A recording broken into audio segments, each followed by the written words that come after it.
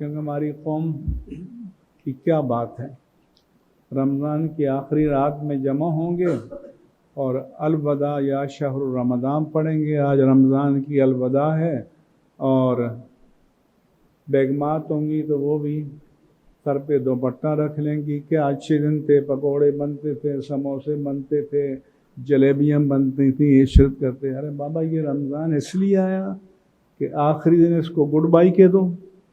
یہ تو اس لیے آیا کہ اس کو کیری آن کرو۔ یہ اس لیے آیا کہ اس میں آپ کو عبادت کا جو ذوق ملا، جو جذبہ ملا، جو شوق ملا، اس کو زندگی کا حصہ بناؤ۔ اور یہ مسجدیں جو جس طرح آج آباد ہیں، ان کو سارا سال آباد رہنا چاہیے، لیکن آپ بابا رمضان کو بھی فارغ کر دیتے ہیں، الوداع کر دیتے ہیں، گڈ بائی۔